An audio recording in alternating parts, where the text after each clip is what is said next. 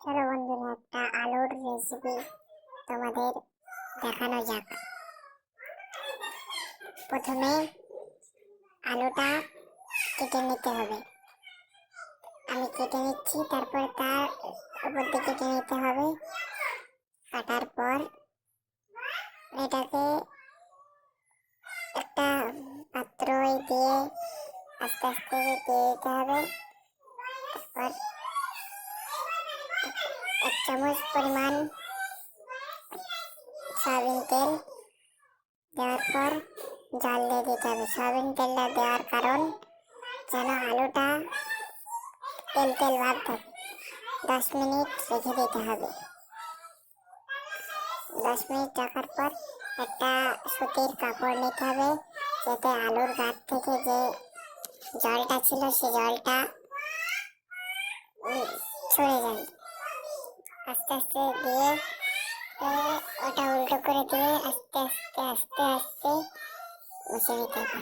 পরিষ্কার করে মোছা হয়ে গেলে সেটা একটা বাটিতে ঢেলে দিতে হবে। তারপর এতে অল্প পরিমাণ সোডা দিতে হবে, খাবার সোডা।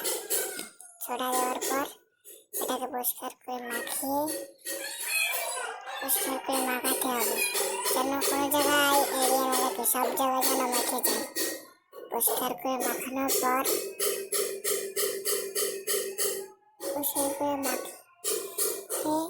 আমরা একটা চুলায় তেল দিয়ে নিলাম। চুলায় তেল দেওয়ার পর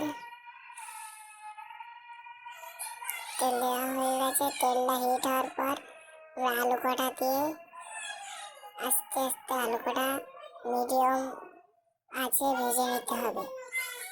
ভাজার পর একটা পেপারের উপর নিতে হবে, যেন তেলটা টেনে নেয়। তেলটা যেন টেনে নিতে পারে, তার জন্য একটা সাদা পেপারের উপর লাগবে। সাদা হোক কালো হোক, যে কোনো পেপারের উপর রাখা যাবে। তারপরে 1 বাটি সস নিয়ে আপনি